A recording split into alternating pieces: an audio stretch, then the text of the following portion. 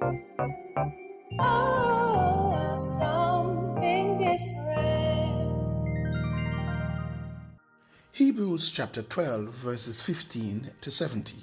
See to it that no one fails to obtain the grace of God, that no root of bitterness springs up and causes trouble, and by it many become defiled, that no one is sexually immoral or unholy like Esau, who sold his birthright for a single meal.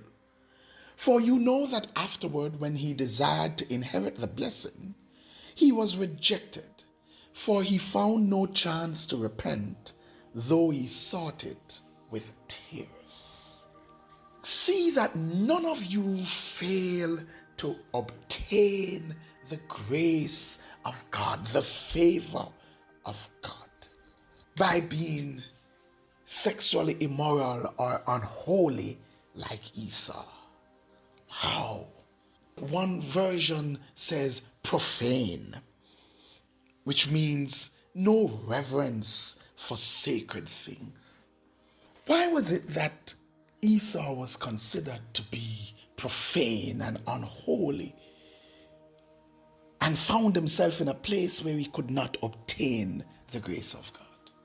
That's because Esau had no self-control. That's because Esau treated his purpose and his call as unimportant. Imagine he went out to the fields and he hunted and got back in exhausted and hungry. And we know how it is. When you're tired and hungry, it's not a good combination. And when you're really hungry, I mean, it just messes with your mind. At that time, you really just want to get something to eat and then to relax. And so he comes home and he feels like he is starving. And the worst thing that could happen was to come home and smell the good cooking of his brother. Now, when you're hungry, the scent of good food is, it is just so attractive. And it can also be distressing if it is not your food. And so he asks his brother for some food, and the brother decided, I'm going to use this opportunity. And so he says, well, something for something. Give me your birthright, and I will give you the food. Sell me your birthright for some of the food. Now, it sounds like a rather unequal exchange. But though it might be unequal, at the end of the day, they're two adults bargaining. Here is the thing. Esau looks at it and says, well, I'm going to die anyhow. So if I die, the birthright is of no use to me. So it's better to sell it and get some food and live. Like really, Esau? You are going to die? You are that hungry that you're literally going to die? Oh, wow. In other words, you cannot wait another 30 minutes or an hour to get some food prepared. If you do not get this food now, you're going to die. How real is that? Sounds rather unrealistic to me. But what it means is that Esau had no self-control. Esau had to have immediate gratification. Esau did not know the value of delayed gratification. He had to get what he wanted right now. He had to satisfy his desires in the moment, irrespective of the cost.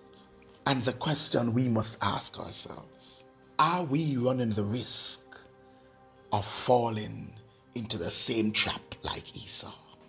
Are we prepared to delay gratification so that we value the things that we ought to value, so that we do the right things, though at the moment it may feel like suffering, but for the greater good? In the long term, we are in the right place.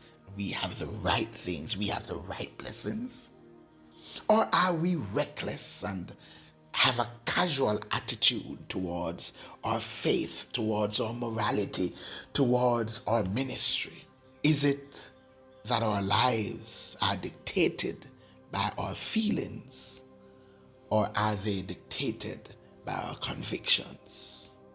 Do you want the grace of God? Do you want the favor of God? Well, if you do, it is important to ensure that our lives are governed by our convictions rather than our feelings, because feelings are very temporal, very fickle, and they will lead us astray. God bless you. Like, share, comment, and subscribe. Don't forget to hit that notification bell. And for more, join us at 9 a.m. at 10 Union Square, Crossroads, Kingston, Jamaica. If you can't be there in person, join us virtually via YouTube Live.